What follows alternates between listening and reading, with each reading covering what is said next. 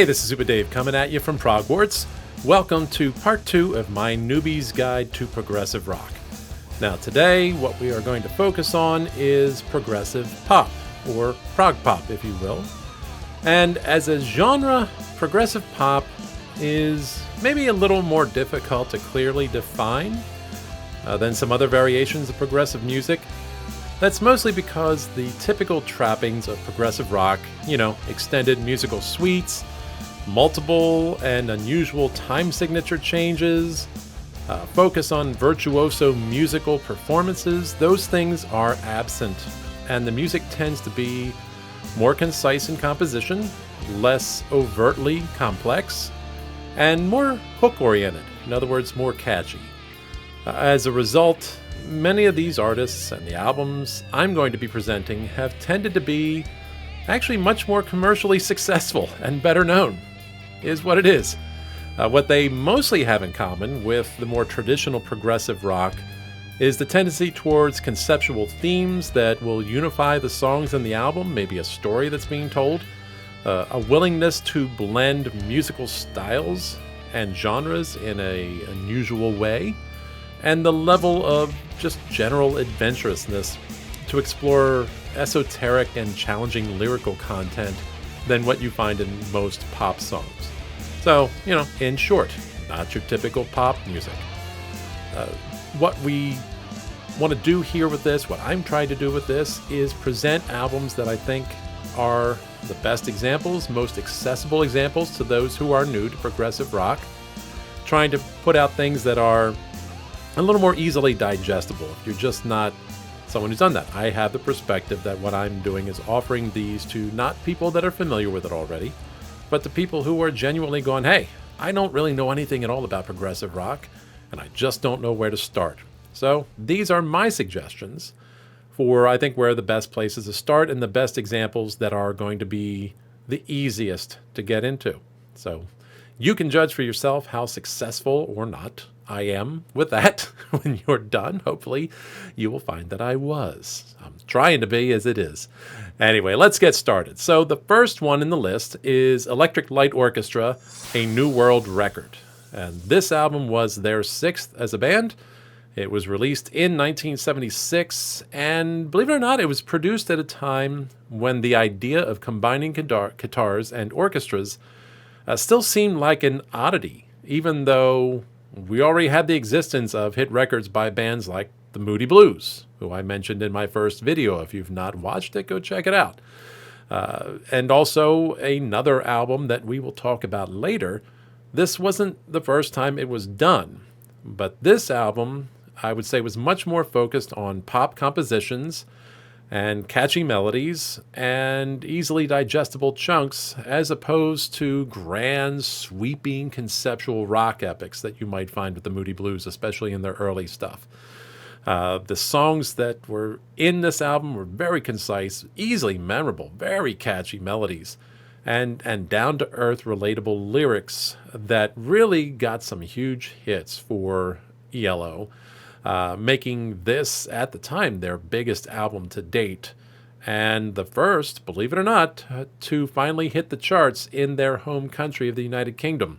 Yep, guess what? Bands aren't always successful first in their own country, and ELO, being an English band, took till 6 albums in before they really made a dent, but they hit it big with this one. So the original idea behind Electric Light Orchestra was that band leaders Jeff Lynne and Ron Wood really had intended from the start to create something in the image of the Beatles. They were very inspired by what the Beatles were doing, especially later in their career, and they wanted something that had that spirit, that had some of those recording flares, so to speak, flourishes, if you would. And this album probably represented their highest achievement in that regard at that point. But at the same time came across as something more than simply being a copycat band.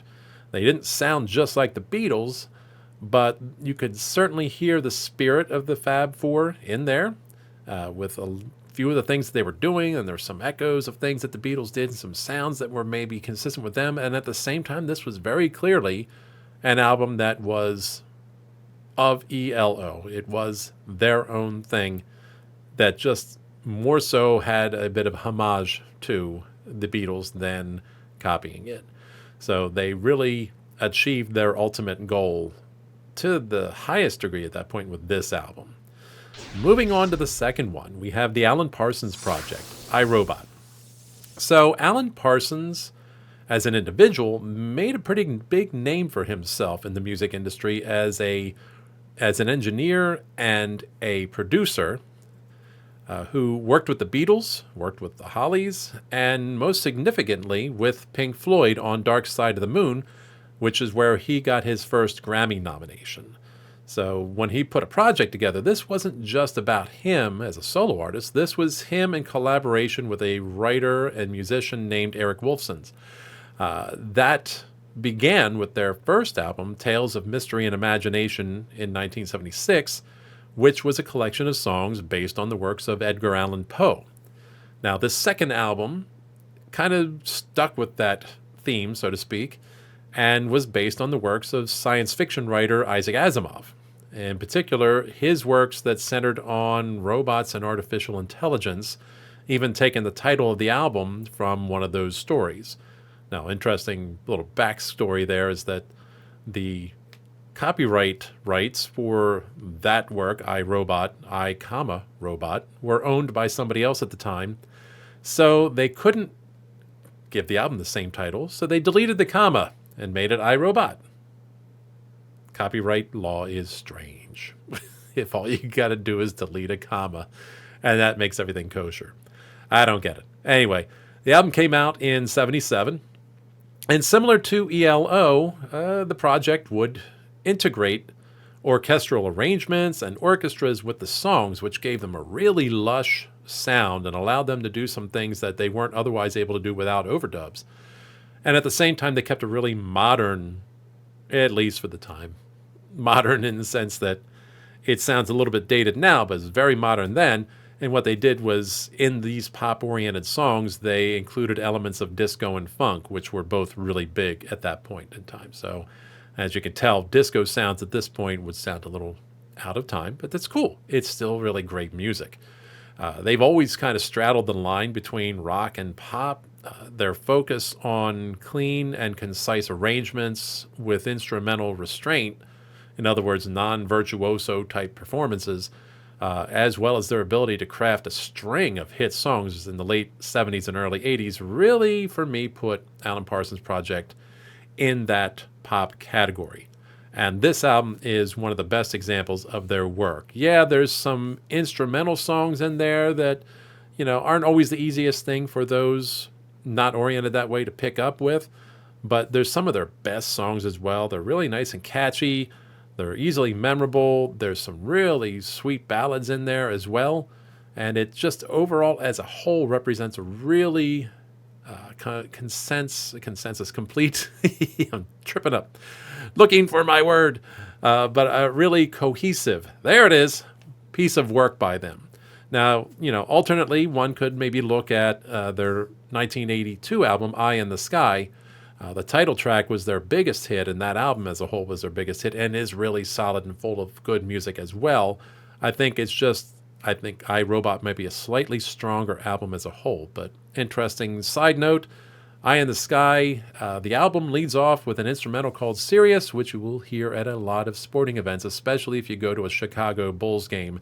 That's the music they're playing while they're introducing the starting lineup. If you didn't know that, yeah. Alan Parsons Project is a highlight of a Chicago Bulls game and has been for 30, 40 years now. So, interesting note. You can look at whichever one you want to. I recommend iRobot to start. I think you're at a good point with either. Next on the list, and the last of these released in the 70s, is Supertramp, Breakfast in America. Now, interesting to note, Supertramp actually started as a straightforward progressive rock band.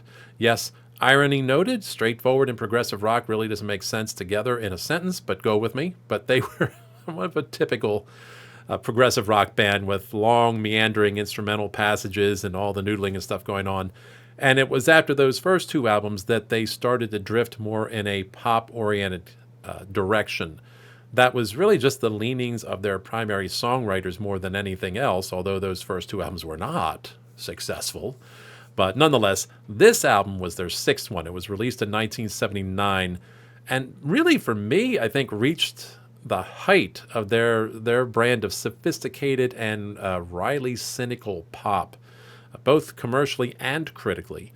Honestly, it contains some of the biggest hits of not just any time, but that time in particular, but these have become all-time classics. Songs like Goodbye Stranger and Take the Long Way Home and The Logical Song. So this was no small potatoes. And interestingly, this was actually probably the first of their albums to completely eschew any conceptual framework or conceptual themes. Really, the only thing they noted as a concept was writing some songs that were fun. Although it's interesting to note, it almost started out as a conceptual song focused on two people with diverging points of view kind of arguing with one another or talking with one another and disagreeing back and forth. And some of the songs in the album kind of show that off still. There's still the bones of that there, but in the end, they decided they just wanted this to be a fun album. And there's really a lot of fun to be had, despite the fact that they can very succinctly satirize certain subjects. That's just the way they are. They're very, very cynical observer's eye, and that comes out in the lyrics. Mostly the thing I think in the album that best shows off their progressive roots is the album closer, Child of Vision, which is a song that's basically satirizing American consumerism culture, but it begins the end about halfway through. The last half of the song is really an extended instrumental section featuring a grand piano solo, if you can believe that. So it's really kind of a bit funky and it's a bit rocky, but there's just this great piano work going on there, noodling around, and a little bit of saxophone on the end of it. So that's where you really get the impression of, hey, wait, this pop band has some prog cred going on here. Who knew, right? Took me by surprise. And if you've seen my older video talking about the albums that led me to being a prog noggin, this was the very first album I ever bought. And I had no idea at that time of the concept of progressive rock, much less that any of that album might have been considered progressive rock. So go figure.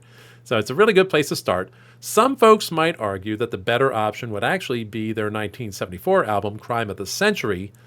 They might indicate that's their best. It's a bit proggier, it's a bit darker, and definitely less poppy, and has some great songs on it.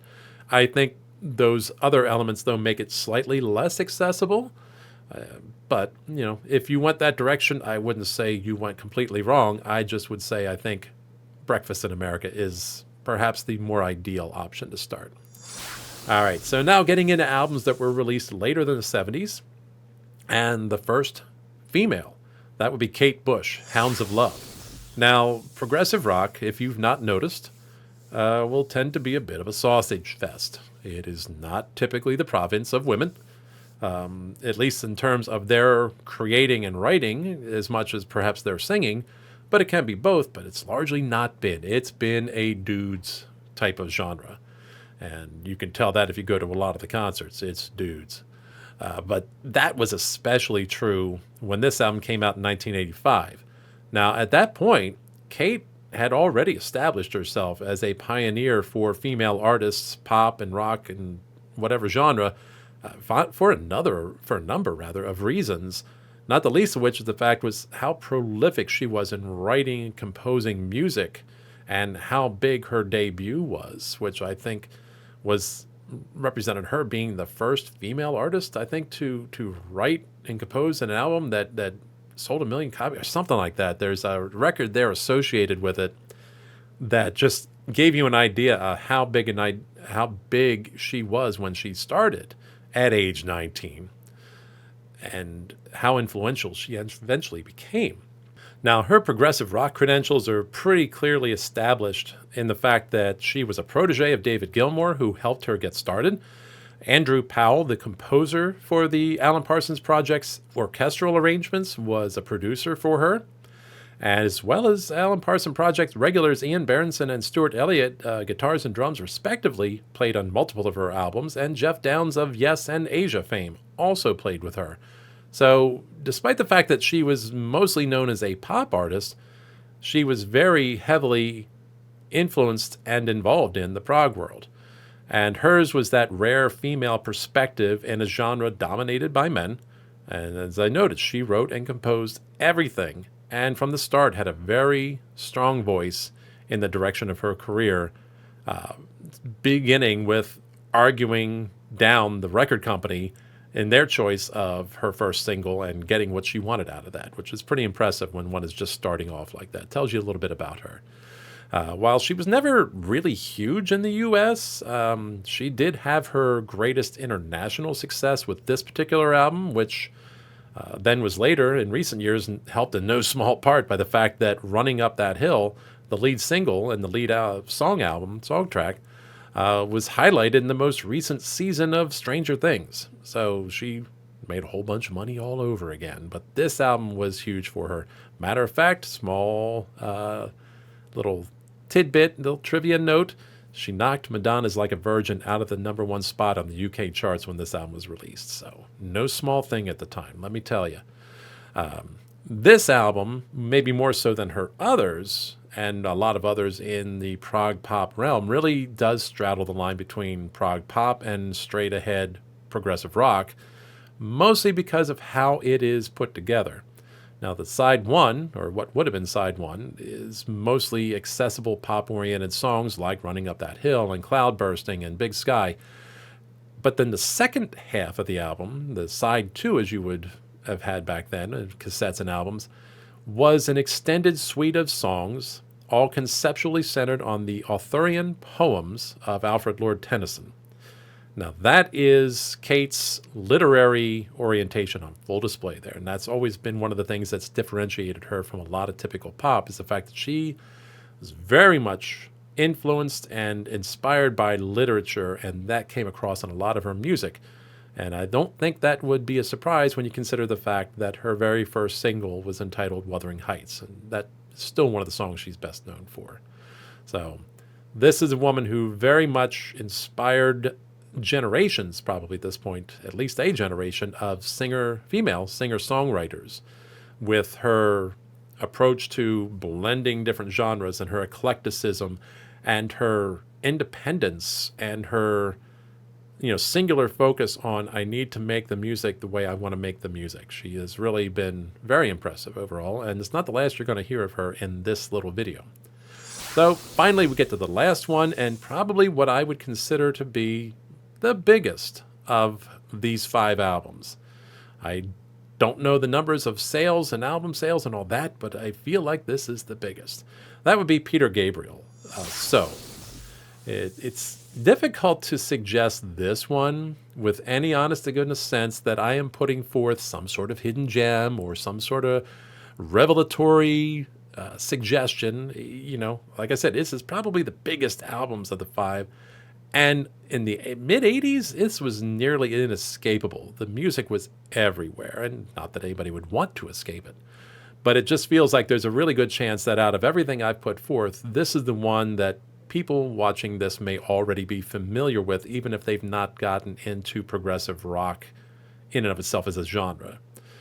Nonetheless, even though this was his biggest hit, and it was full of singles that were hits, the progressive spirit is still very strong with this. And that's not simply because Peter was, a founding member of Genesis and largely their driving force during their most progressive period, but just because I think that's ingrained in him. He had started his solo career with 4 albums that probably fit more neatly in the art rock category. Think like David Bowie, things like that.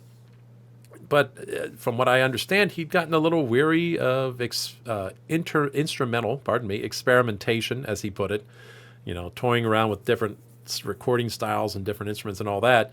But he had started to become enamored of world music, traditional world music, as you might find in Africa and South America, as well as wanting to write something a little more pop-based, a little more accessible.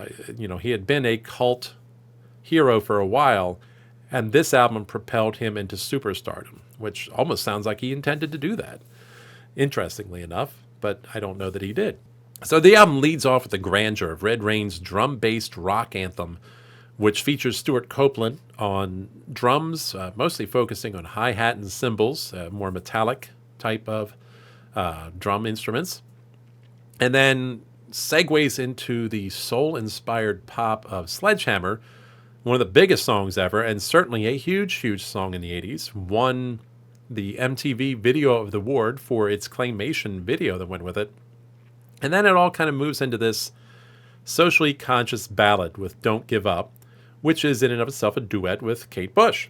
So the album centers itself on world rhythms and that kind of stuff, and uses them as the basis for the composition of the songs rather than kind of just throwing them in there and tacking it on there. So he wrote with the intention of, let's start with these rhythms and put songs on top of them, layer the songs on top of them.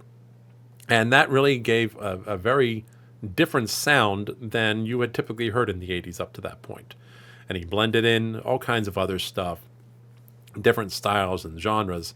And at the same time, Peter had that similar literary side to him that Kate had.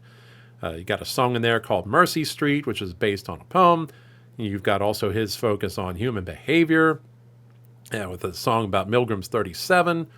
And honestly, at the end, though, there's not a throwaway song anywhere on this album. And it probably best represents the pinnacle of progressive pop, especially in the mid-'80s. And there's a reason why an artist like Steven Wilson, who was one of the pillars of modern progressive rock, when he wants to put together a solo album that's got the spirit of progressive pop, Peter Gabriel and Kate Bush are two of the exact artists that he references. And there's a reason behind it. And these two albums are part of that. I have no doubt. So, those are the 5. Listen to them in chronological order if you want. Listen to one and then start to explore the other stuff from that artist if you like. Do whatever you want. This is a channel focused on progressive rock, which means expanding the boundaries and exploring new territory, and there are no limits. So do it how you want to do it. These are the 5 albums I suggest you look at if you want to get a grasp of what progressive pop sounds like. Now, there is some extra credit here, so I'm going to tack on a couple of other things. Number 1, a band that's not known very much in the U.S., but is very popular in Europe, and that's the band Mew. And the album I would like to suggest is And the Glass-Handed Kites. A little awkward to say as a title, but easy enough to read. Now, this band has largely been overlooked in the U.S., but as I noted, really popular in Europe, especially Scandinavian countries. And they combine a lot of progressive elements and conceptual frameworks with this post-rock kind of style. And I think this album is an excellent example of it. Released in 2005, it's a nice recent example of where progressive pop has drifted since those 70s and 80s albums. And it really puts on display this band's knack for creating pop compositions built on disparate styles and genres, and then presented in this flowing concept album where songs just flow into one another without any distinct ends. And it's really, really very cool. And I think the most notable thing and the coolest thing about this band is when I see newer artists coming out who are, especially those in like Scandinavian countries and Northern Europe, who are in the progressive metal genre, and they mention this band as one of their influences. That's not something you typically hear in the U.S., but to hear that this band with their lilting kind of pop melodies and vocals and all that, influencing metal bands, that's pretty damn cool. And that's their impact on progressive music. Now, the second part of the extra credit is more of a historical perspective.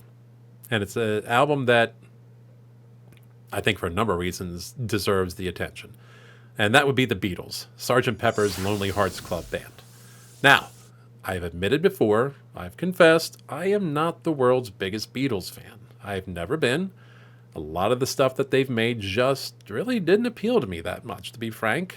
With a few exceptions, I've just never been that much of one to enjoy their music. It didn't connect with me. What can I say?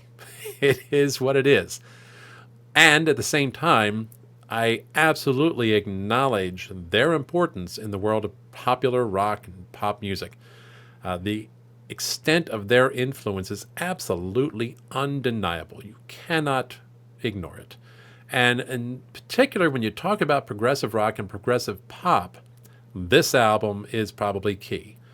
Just on this list right here, I can draw direct lines from the influence of the Beatles to bands like ELO, the Electric Light Orchestra, and Supertramp, and they're certainly a part of the personal history of Alan Parsons, of the Alan Parsons Project, and many others that I could have included on this list. I know for a fact would identify the Beatles as an influence and themselves as devotees of the Fab Four. There's just no getting around that, and I would be remiss not to point out this particular album at some point in time in this series as possibly being arguably being the origin point of much of progressive rock, especially progressive pop.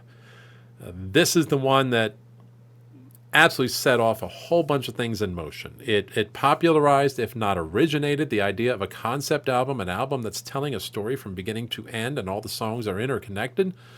The focus on listening to albums as a whole over singles. That shortly after this album was released was the first time that albums were outselling singles. Whether or not that's a direct correlation between what they did and what happened, I don't know, but I think certainly it was an influence. And they inspired and influenced other bands and or were inspired and influenced by some of the same people that those other bands were influenced by, to start blending in other ethnic and musical genres into what they were doing and finding a seamless way to do it to make it feel like it all belonged together. So yeah, there were some things happening almost simultaneously with this album, the beginnings of Pink Floyd and, the Moody Blues with Days of Future Past came out very shortly after this. So while some people might point to this as the first progressive rock album, I don't know. I've never been one to ever truly consider the Beatles to be progressive in and of themselves, but there's an argument to be made for it, and I think the influence that came from this album and what happened afterwards is really pretty well undeniable. So I don't have it on my main list for the reason of I was picking albums with which I was very familiar and albums which I personally enjoy and feel comfortable recommending. Because I'm not a huge Beatles fan, I didn't put this on here, but it kind of probably deserves to be on here. And I felt like it just deserves some extra special attention with all the rest. So, there you go.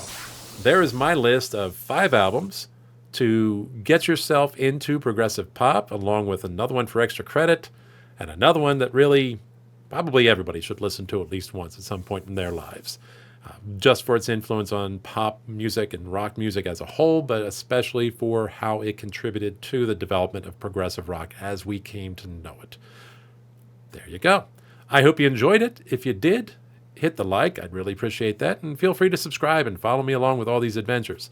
I've got more of these lists coming up. We're going to get into progressive metal. We're going to get into modern progressive rock masters. And I might fit in another surprise here and there somewhere. So we'll see where it goes. So like I said, if you could hit the like and subscribe, that would be wonderful. If you want to check me out in social media and follow along, the links are below and in the channel description. Check me out there. If you want to look into my progressive rock and metal station on Live 365, that is called The Expanse. The link for it is below. 24/7 progressive rock and metal. And on Sundays, we feature the classics of the 60s and 70s with the Brain Salad Sunday. So take a listen to that. I think you might enjoy it. And finally, if you want to look into all the interviews I've done with progressive artists and elites over the years, you can find those wherever you find podcasts. Just search Bleeding Edge Interviews. Check them out. You might enjoy them. Even if a couple of them are kind of old, you still might enjoy them anyway. So, that's what I have for you for now. Don't be afraid to deviate from the norm. Keep it proggy. And this is Super Dave, signing off.